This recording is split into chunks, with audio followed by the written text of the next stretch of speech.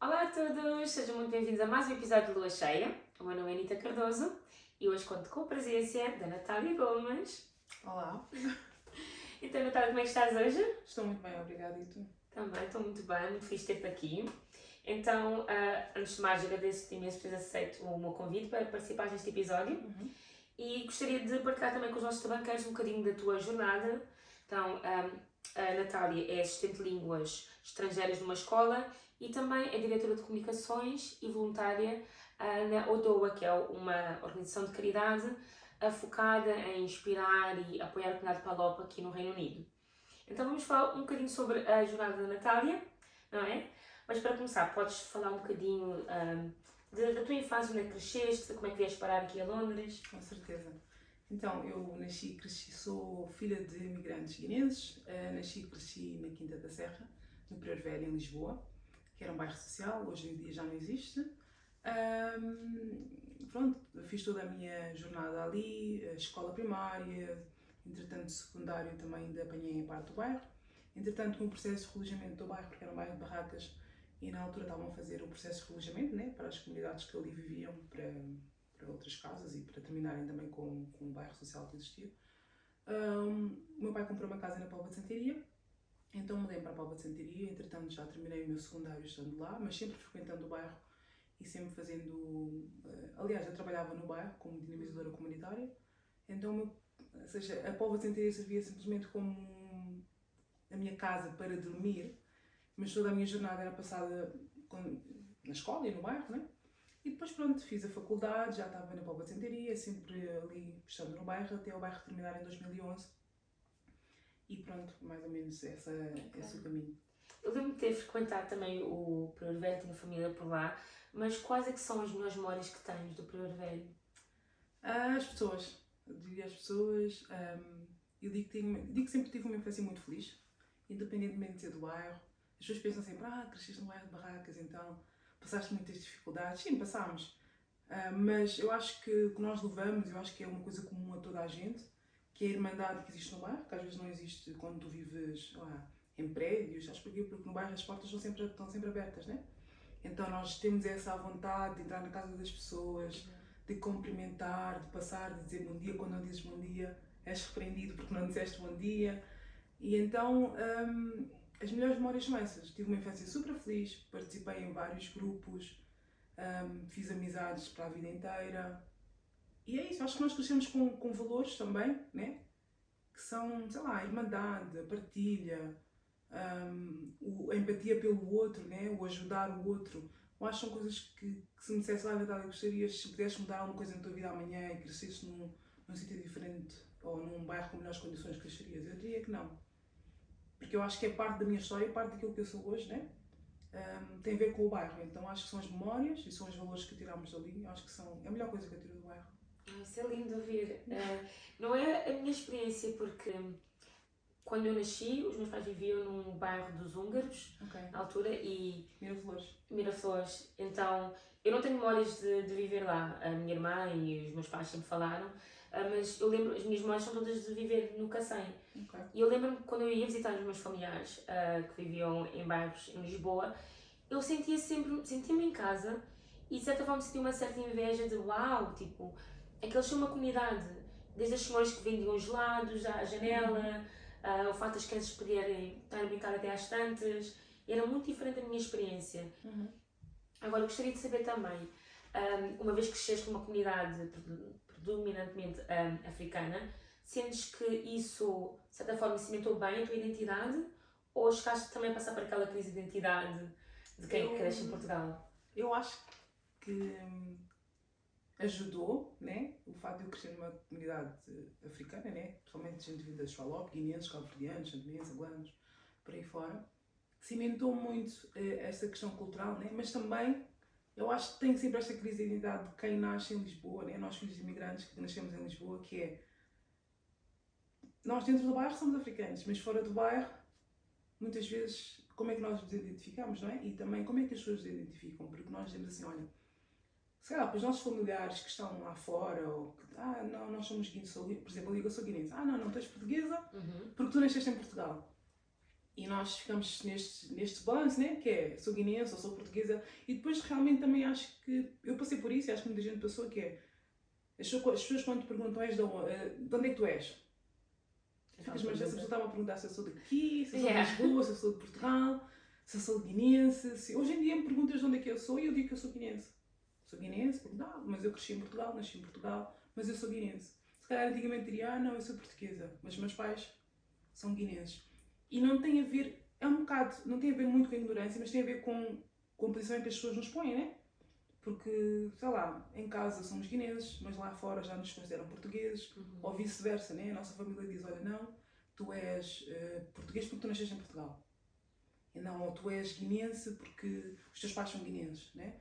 E nós acabamos por receber ambas as culturas, né? Uma mais do que a outra, claro que sim, porque os nossos pais têm influência naquilo da maneira como nós crescemos, temos influência nessa parte toda, mas hoje em dia, se me perguntares, eu identifico mais como guineense do que português, e essa crise, digamos que já não existe. Agora, uma vez que mencionaste, né, que realmente havia essas duas culturas, houve algum momento em particular em que sentiste, em que notaste aquele contraste de, pronto, a diferença entre viver no bairro e estar dentro da comunidade e se calhar a diferença que é quando estás noutros ambientes? Alguma vez sentiste tipo, uau, isto é diferente, não me encaixo aqui? Eu acho que sim. Claro, quando começas a ir para a escola, eu não diria na minha escola primária, porque era tipo dentro do Pereira Velho, não digo na minha escola secundária, que era maioritariamente africano, dentro da Quinta do Mocho e Quinta da Serra, não sei bem. Mas se calhar já quando comecei a ir para o secundário, já começo a notar uma certa diferença em certos ambientes, principalmente na faculdade, onde já era tipo, eu estudei no Estoril, não é? A escola superior. Não é assim tão chique. Estudei no Estoril, na Escola Superior de Hotelaria e Turismo, que é a Escola Superior de Turismo de Lisboa. Não existem mais em Lisboa, existe uma em Peniche. Pronto, eu entrei nessa escola, fiz a licenciatura ali e eu era a única negra da minha turma, realmente. Depois, no segundo semestre, se não estou em erro, tive uma colega que era angolana, mas assim eu era a única negra, né? Então aí já foi quando começou o meu choque, né? Porque, uau, sei lá, sentes-te esquisita no meio de tantas pessoas que não partilham traços, digamos, físicos contigo e mesmo culturais e outras coisas, e tu ficas um bocado à parte. Não que me pusessem à parte, mas tu também sentes um bocado à parte, porque não estás dentro do teu contexto, né? Eu sempre andei em escolas multiculturais, mesmo nos Olivais, tipo, tive escolas, sei lá, eram alunos, não eram só africanos, mas eram alunos, sei lá, asiáticos, de outros países e por aí fora. E chegando ao Estoril era tipo, ok, eu não estou no meu mundo, estas pessoas não partilham da minha experiência, não me entendem enquanto pessoa, enquanto indivíduo, né? E aí já foi o choque, para mim esse foi o choque. Para mim esse foi o maior choque que tive, não porque me tiraram, como ou excluíram, porque tenho amizades que ficaram para a vida dali, mas porque não é da minha natureza, não era da minha natureza, não era da minha vivência estar com aquelas pessoas. Então isso tudo, claro, fez aquele choque, né? Exato. É normal. Eu acho que na minha experiência toda de estar na escola, nunca tive mais do que, se calhar, não sei, 3 estudantes negros na minha turma. Era sempre uma minoria. Então, eu lembro quando eu fui para a escola secundária, foi o inverso, de finalmente estar inserida num grupo, numa escola mais multicultural. Ainda assim, não eram assim muitos alunos africanos, mas havia bastantes. Eu fiquei tipo, ok, novo mundo, ok, posso falar do meu cabelo aqui, posso tipo, aprender mais sobre a minha cultura também. Mas, é sempre estranho estar assim num ambiente completamente diferente. Então, visto que viveste em sítios diferentes e tudo mais, de onde é que surgiu essa veia para querer estar sempre envolvida em projetos sociais? Nasceu do bairro, né? Nós do bairro tínhamos uma associação, né? Do bairro, e nessa associação tinha um espaço onde jovens e crianças iam e tínhamos apoio escolar, onde nos davam a fazer trabalhos de casa, onde fazíamos atividades, onde fazíamos jogos, onde organizavam atividades tipo para irmos para fora, né? Para, sei lá, acampamentos, viagens, simplesmente visitas a sítios tão simples como ir à Expo, né? Depois tem essa vertente que quem vive no bairro normalmente não sai do bairro. Então nós tínhamos esse lugar onde nós podíamos estar estava aberta até um bocadinho mais tarde, para nos ajudar com os nossos trabalhos de casa e fazermos as nossas atividades, onde reencontrávamos os nossos amigos, né? E daí é que surgiu essa veia, né? Porque mais tarde fui crescendo, fui querendo participar, comecei como voluntária, fazer uma coisa ali, ajudar uma criança a fazer um trabalho de casa, depois depois a organizar atividades e por aí fora, depois era levar os meus à piscina. Então até mais tarde, quando eu estava na faculdade, já tinha 18 anos, foi quando foi-me feito o convite para trabalhar como dinamizadora comunitária na altura, com o projeto de escolhas que tínhamos no bairro. E foi ainda aí é que eu tive mais. Eu já não vivia no bairro, ou seja, já tinha uma visão diferente do bairro. E aí eu estava a trabalhar como dinamizadora comunitária, que era mais ou menos fazer atividades com jovens, trabalhar skills como resiliência, não, porque eles já são resilientes, mas outro tipo de skills, né? E é daí que surge a veia de querer ajudar e querer fazer esse trabalho. Já tinhas assim, se calhar um olhar mais crítico em relação à realidade, principalmente se trabalho numa associação que está lá para ajudar, será que às vezes conseguias ver, por exemplo, ok, este sistema que estão a criar não é proativo o suficiente, não se encaixa. Já conseguiste ter essa capacidade crítica na altura? Quando vivia já fora do bairro, sim. Ok. Enquanto vivia no bairro, não. Porque enquanto nós temos aquela questão, acho que quando nós vivemos no bairro temos aquela questão, o meu bairro, Sim. O meu bairro é o melhor, o meu bairro é isto, o meu bairro é aquilo. Porque nós não vemos, não conhecemos, não sabemos como é que é lá fora. Não é que não sabemos como é que é lá fora, mas não temos a vivência do que é viver lá fora. E saindo do bairro, a tua perspectiva sobre o bairro é outra, né? Se calhar aquilo que eu achava fixe, já não acho tão fixe. Se calhar as pessoas vivem desta maneira, eu achava, era normal, agora já não acho tão normal. Estás a ver? E é verdade, porque às vezes é aquela questão, às vezes quando estás a vir a tua história, estás tão ocupada na tua história que não olhas o que é que está à volta, não percebes o que é que está à tua volta. E ao sair do bairro eu entendi isso, né? Pessoalmente a trabalhar na associação, a estar mais presente nos problemas que existiam no bairro, porque se calhar estava a ver na minha bolha, da minha família, dos meus amigos, está tudo bem. Mas existiam problemas que eram alheios. E trabalhando na associação deixaram de ser. Porquê? Porque eu já era um contacto. Se eu contava, olha, estás a passar esta situação, olha, eu não tenho o que comer, olha, está a chover dentro da minha casa, olha, o meu filho não sei o quê, o meu filho está doente, está-se a passar essa situação, ele tem esta doença. Aí já começa a ser diferente. Ou seja, então, a questão do que, o meu bairro é fixe, não tem nada destes problemas, já é diferente, porque também já és um bocadinho mais adulta, né? Já começas a entender certo tipo de problemas que existiam no bairro, que tu pensavas que não existiam. Me diziam, o teu bairro tem problemas de drogas. Eu dizia, achas? O meu bairro não tem isso. Yeah. Tem problemas de prostituição, achas? O meu bairro não tem isso. Tem problemas disto e disto, aquilo. Não tem isso. Mas já vivendo fora e fazendo um trabalho associativo, que é um trabalho já és mais adulta e tens outra perspectiva de vida, começas a perceber, isto existe e sempre existiu. Eu é que nunca me dei conta, enquanto criança que era, né? Porque estava envolvida, tipo, naquilo que são crianças a serem crianças, né? Tu não estás envolvida em certos tipos de problemas. Eu também diria que, se calhar, a tua experiência é ligeiramente diferente, no sentido de que sempre estiveste envolvida em associações e presumo que, se calhar, há um grupo de jovens que talvez nunca teve interesse, se calhar por falta de estrutura familiar, nunca estiveram tão envolvidos nesse aspecto, se calhar já seguiram um caminho diferente. Sim. Que essas influências estão lá, não é? E também lá está. É difícil porque há a parte boa, sem dúvida, da comunidade e depois há a parte negativa que é as lacunas e de certa forma a sociedade não estar a apoiar essas comunidades, não é? Quando falamos, por exemplo, dos problemas de habitação. Exato. Pessoas que se calhar não sei, uma família de 6, 7 a viver num espaço pequeno, não terem direito a saneamento básico. E a realidade de Lisboa. Muitas. Por acaso eu estava a fazer um pouco de pesquisa e noto que nem sequer há informação sobre os antigos bairros de Lisboa. Tipo, as pessoas foram realojadas, parece que essa realidade desapareceu do mapa. Eu acho que de certa forma torna-nos um bocadinho invisíveis. Não, torna-nos um bocadinho invisíveis, porque são pessoas normalmente quem vive. Os bairros são feitos estão na periferia de Lisboa, né? Quem está à periferia normalmente são os invisíveis, são os esquecidos. São aqueles que carecem de várias coisas. E então, porquê que lhes interessa manter essa história digamos, do bairro? Eles não viveram essa vivência, então a importância que teve para nós não teve para eles, não é? E às vezes nós é que temos que contar a nossa história, porque se calhar essas memórias, essas vivências estão connosco, não estão com eles. Para eles eram simplesmente pessoas imigrantes que vieram, ocuparam um terreno que supostamente era baldio. Era até um incómodo. Era um incómodo, claro, porque o terreno pertence à lei, né? E este processo de regimento funciona daí, porque os terrenos pertencem a alguém, os donos de terreno querem o terreno deles. Então tiveram que entrar em acordos com câmaras municipais para ver como é que vai ser o processo de relojamento destas pessoas. Porque agora, passados 15, 20 anos, nós não podíamos simplesmente dizer, olha, vão-se embora, já se criaram famílias, já se criou uma comunidade. Então tu não vais desalojar, sei lá, mais de 1000 pessoas e, olha, já não desenrasquem-se, façam como quiserem. Não, tem que haver todo um processo de relojamento, né? Que nem sempre é justo, também é verdade seja dita, que nem sempre é justo, mas lá está, estas histórias têm que ser contadas por nós. Né? Em que sentido é que achas que nem sempre é justo? Não é justo porque eu depois participei no processo de relojamento, né? E vi casos a serem demolidas, inclusive a minha, não foi? A minha, ou seja, havia um processo que era o PER, que era o Processo Especial de Relojamento, que estava a funcionar bem estava a funcionar ali na zona de Lisboa. E esse processo indicava que, eu não me lembro bem exatamente, mas indicava que, por exemplo, ali na zona da Quinta da Serra, pessoas que não foram relojadas, não foram, como é que se diz? Estou-me a esquecer a palavra, mas pessoas que não deram o seu nome, por exemplo, junta de freguesia, ou não fizeram prazo,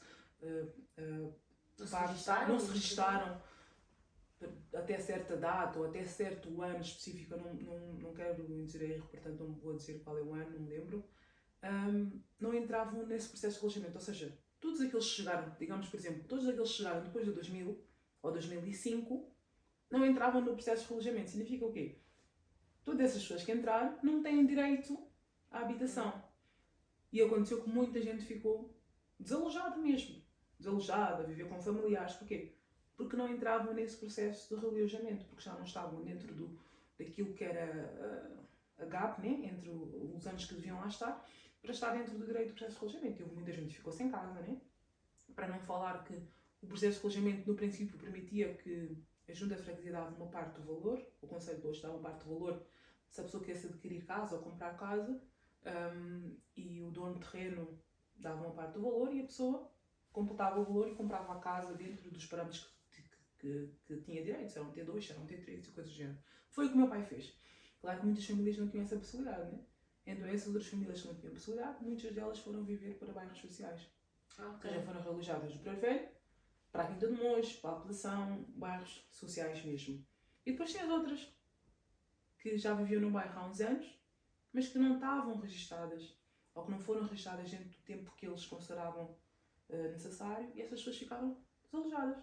Não tinham direito a casa, não tinham direito a qualquer tipo de apoio, então muitas delas acabaram por procurar casa por iniciativa própria. Sim, ou só deixar como, né? Porque muitos não tinham mesmo condições financeiras para tal, e outros acabaram por viver com familiares. Então isto foi um bocado complicado. Sim, eu lembro-me de ver estas cenas no jornal e era sempre extremamente desconfortável e triste ver aquelas famílias em pânico, né? Eu lembro-me de ver cenas de tipo tratores a destruir a casa assim, a pessoa lá a chorar, e era muito estranho ver aquilo na televisão.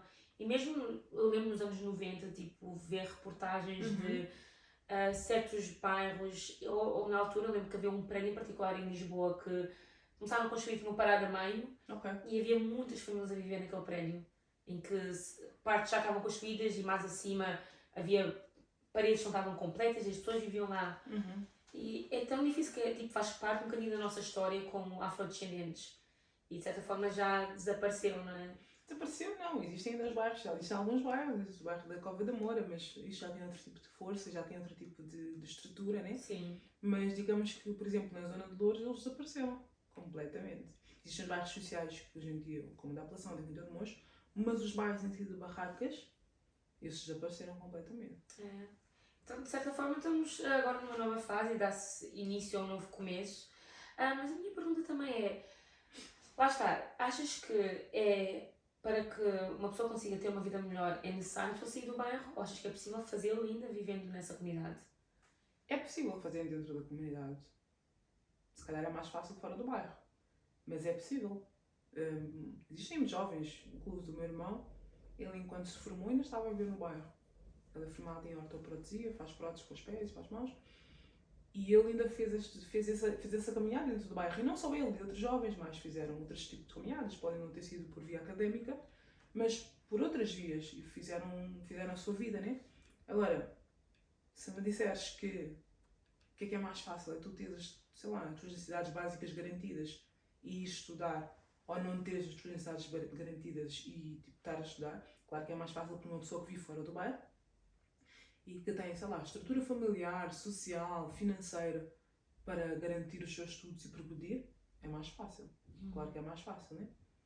E para não falar que nós somos comunidade, nós somos filhos, primeira geração de filhos de imigrantes, ou a segunda, está bem? Então, se calhar a expectativa de estudar, ou de ir para a universidade, ou prosseguir estudos superiores, começou em nós. Então, não existe, se calhar, um modelo, né? De, sei lá, de alguém que diga, olha, tens que ir para a universidade, tens que fazer não sei o quê. Às vezes é um bocado um caminho que estamos nós a cavar. Exato. Estamos nós a cavar, então, claro, tipo, acho que é muito mais... É possível, mas é muito mais difícil. É interessante porque, claro que há histórias diferentes, né? E eu penso isto no meu círculo de amigos. Tenho amigos que cresceram em bairros de lata, cresceram em bairros sociais e desbravaram o caminho e fizeram alcançaram os seus objetivos. Mas também noto que há certas pessoas que, se calhar, devido à falta de oportunidades, ficaram sempre limitadas. E é uma realidade um bocadinho difícil de ver, não é? Porque, se calhar, uma pessoa olha e diz, a pessoa se calhar podia ter feito mais por si, mas não. A partir do momento que as tuas necessidades básicas não estão lá e não tens acesso a uma habitação com o mínimo, não é? Não tens acesso a oportunidades, mesmo se calhar a barreira da língua, por vezes, ou teres pais que não têm escolaridade, que não sabem ler, não sabem escrever. Estão presentes na tua vida por questões de trabalho, né? Porque a maioria de nós também que vivemos em bairros, a questão é... Aliás, a maioria de nós, filhos de imigrantes, acontece é que os nossos pais passam mais tempo a trabalhar do que em casa. Exato. Isso já em si é um problema. Isso já em si é um problema, porque quando tu tens pais que passam mais tempo a trabalhar, que não é culpa deles, porque eles estão procurando destino para a família deles e melhores condições para nós, né? Mas quando tu tens pais que estão mais tempo fora, tu vais para a escola, voltas, normalmente tens estado a cuidar dos teus irmãos mais velhos, ou de vizinhos, ou de tias e não sei o quê, já não existe esse acompanhamento familiar, né? Se calhar a nossa geração já é diferente, eu já procuro um trabalho, se calhar estou mais estável da minha vida, procuro um trabalho em que eu possa acompanhar a minha filha no seu processo escolar e não só. Os meus pais, calhar, não podiam pensar nisso, eles tinham que pensar, olha, tenho que pagar renda, tenho que pagar isto, tenho que fazer alimentação e não sei o quê. Então, o pensamento primário deles não é, olha, vou passar mais tempo com o meu filho. É garantir que nós tenhamos as nossas necessidades básicas pelo menos garantidas, né? Então, isso tudo faz parte da estrutura daquilo que é um ser humano e de como é que ele vai desenvolver, né? Claro que eu tive o acompanhamento que eu tive em casa, se calhar muitos meus amigos não tiveram em casa. Se isso contribuiu para eu chegar onde eu cheguei ou eles chegarem onde eles chegaram, claro que sim, né? Porque nós sabemos, qualquer pessoa sabe que base daquilo que é uma pessoa, um indivíduo, é a estrutura que tem em casa, a sua condição financeira, a sua condição social.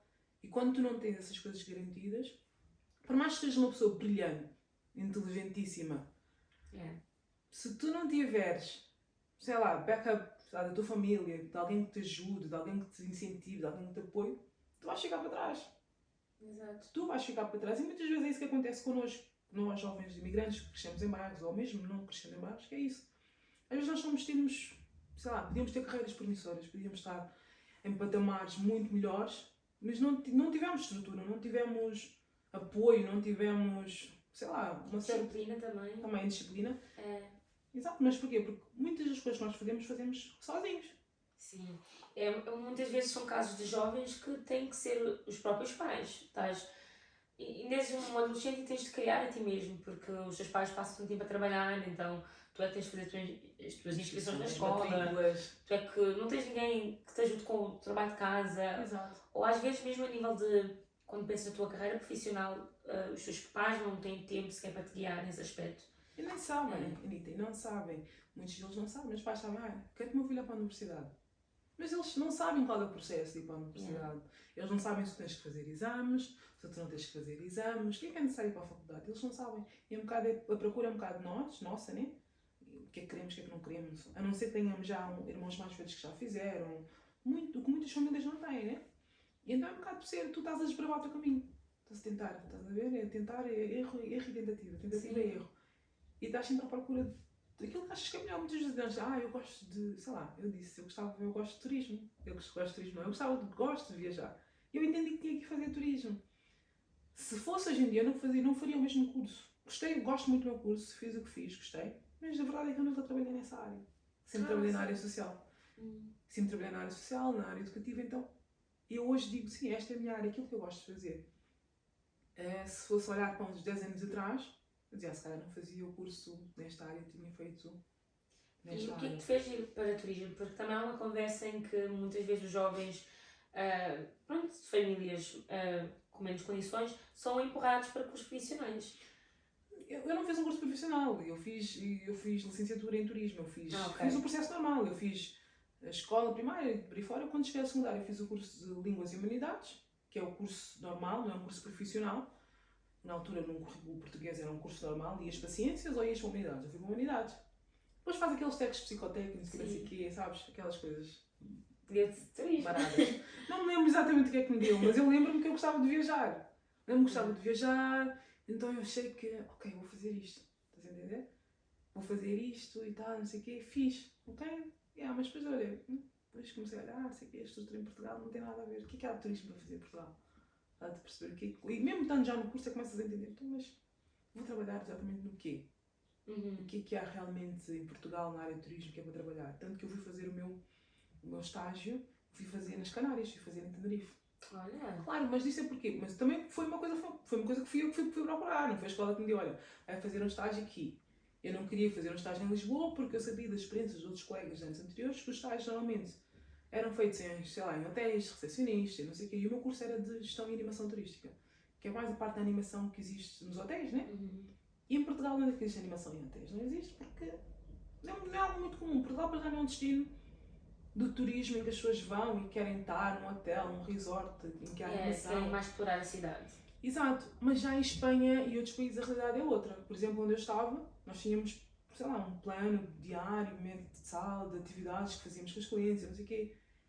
E depois eu percebi, bem, isto não é bem aquilo que eu quero. Estás a entender? O que eu trabalhei sempre foi na área social, na área da educação. E depois isto para dizer o quê? Então às vezes vamos, queremos fazer, mas até que ponto é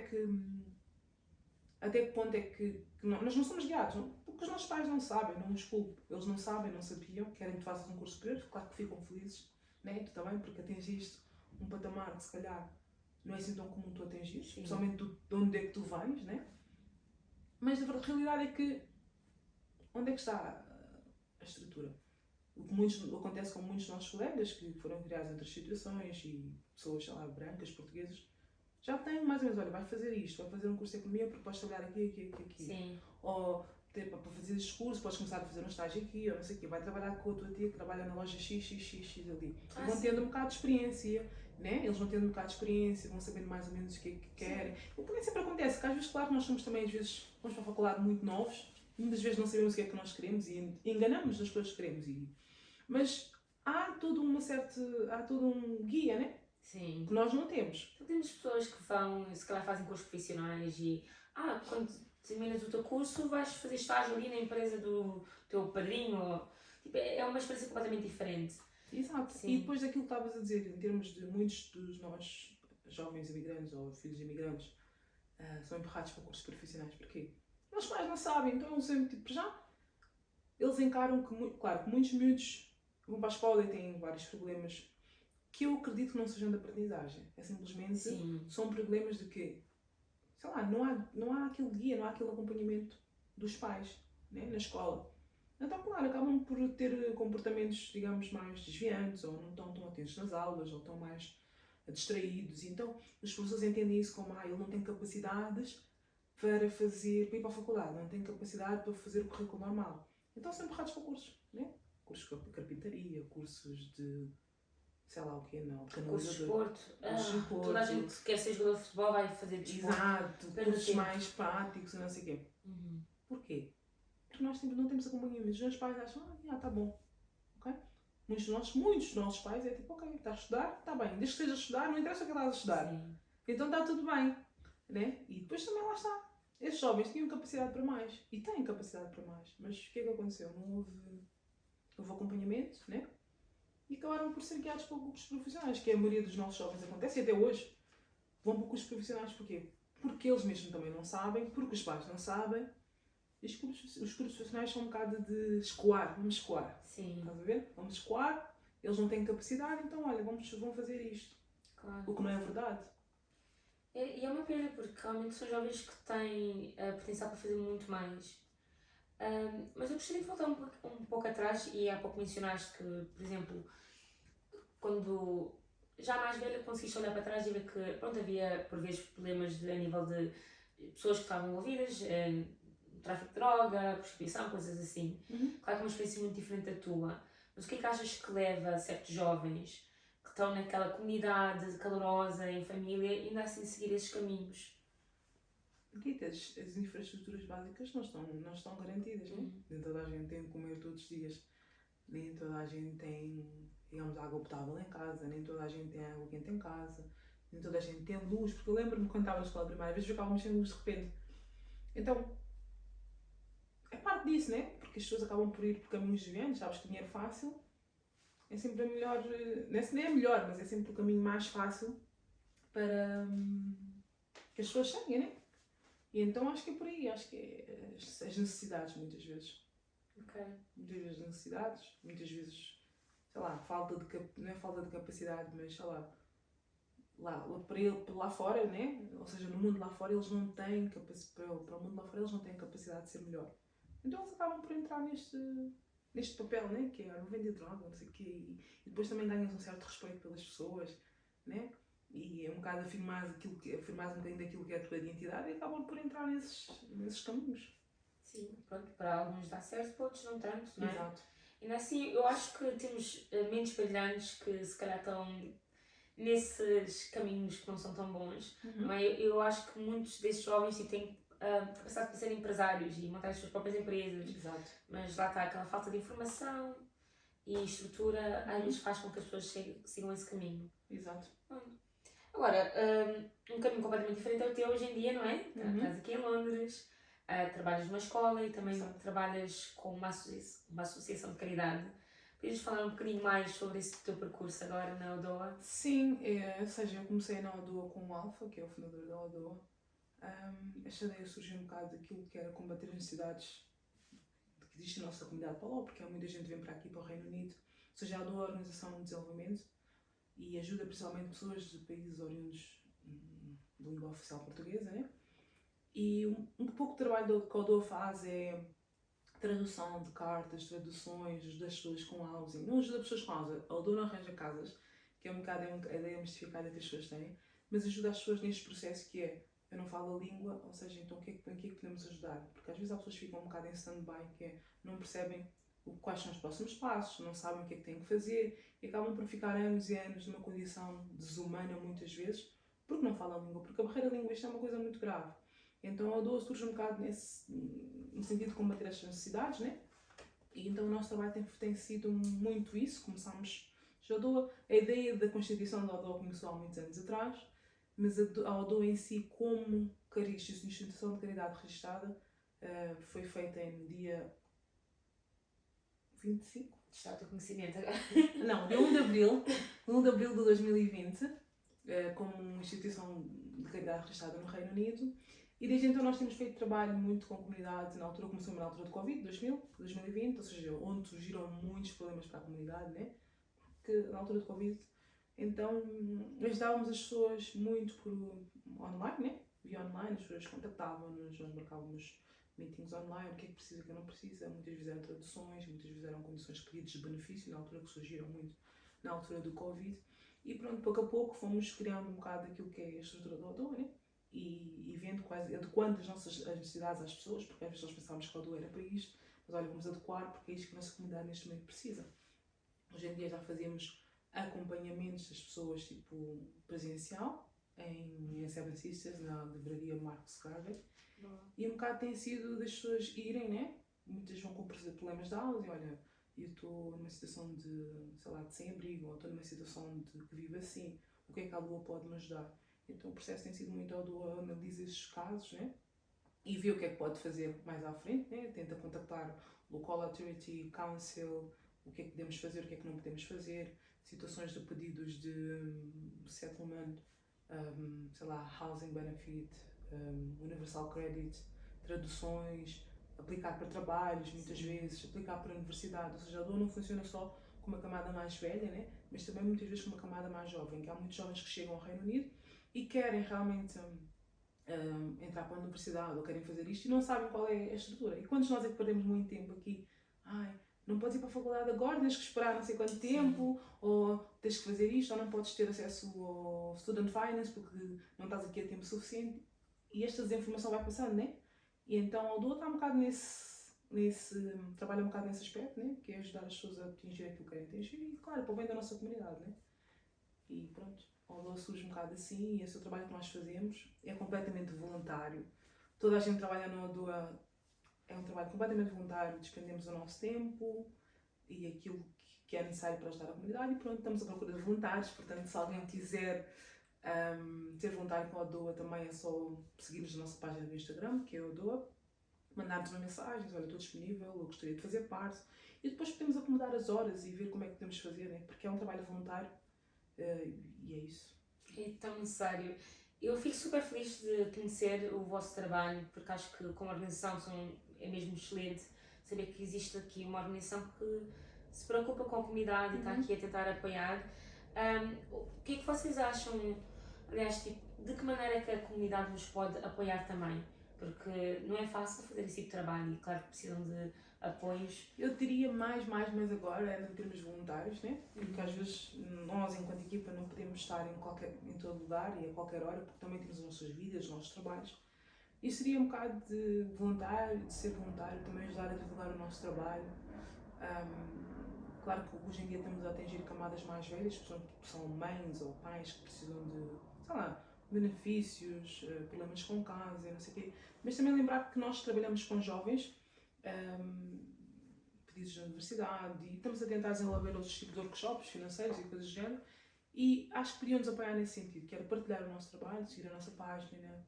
Se tiverem capacidade de ser voluntários ou gostariam de ser voluntários e ajudar a comunidade, acho que podem começar por aí. Mesmo que tenham 1 hora por dia. Olha, eu tenho 1 hora por dia ao sábado. Se calhar nós conseguimos acomodar essa 1 hora por dia a ajudarem alguém, né? E então eu acho que neste momento é mais isto. Nossos voluntários, parceiros, pessoas que tenham, se calhar, pequenos business que acham que podiam ajudar a Odoo também financeiramente, ou com espaços, ou sei lá, o que for. Catering, sei lá, alguma coisa que acham que seja beneficial para o Odoo, né? Porque nós neste momento podemos achar, não precisamos, mas a pessoa que chega à frente, né? Sim, mas olha, eu posso ajudar com isto, é possível, é possível. E pronto, e acho que é por aí.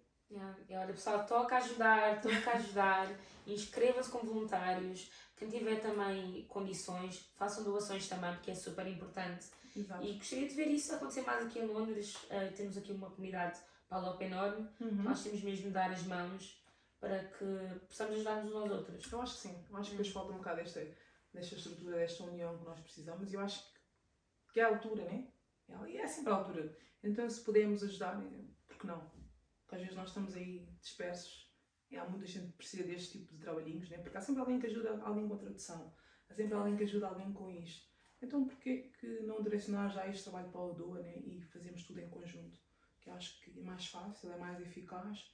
E não só a Odoo como sendo registada, também tem já tem outro tipo de diretrizes e sabe onde recorrer, então é isso. Olha, por acaso quero começar a fazer mais voluntariado. Quando quiseres. Vou me inscrever, sem dúvida. Quando quiseres. Agora, Natália, tem sido um prazer estar a falar contigo. Tens assim uma mensagem final que possas partilhar sobre o teu trabalho ou algumas dessas tuas paixões em que estás sempre envolvida? Bom, eu acho que partilharia em termos do trabalho social, né? Eu acho que estejam sempre dispostos a ajudar as pessoas. Nós nunca sabemos onde é que este caminho vai nos levar. Como eu disse, a área que eu estudei não tem nada a ver com a área com que eu trabalho. Eu sou mesmo apaixonada pela área social, pela educação. E eu acho que ajudar o próximo tem sempre retorno nas nossas vidas, seja em algum momento das nossas vidas. E é fazer o bem. Eu acho que o bem atrai bem, né? Sim. Então, sempre que puderem, olhem para o vosso vizinho ali ao lado, precisa de ajuda com alguma coisa. Mesmo que vocês não podem ajudar, talvez possam direcionar essa pessoa para alguma coisa, né? Então é isso. É darmos um bocado as mãos e fazermos um bocado uns pelos outros. Nós somos imigrantes, não estamos no nosso país, não estamos na nossa área de conforto.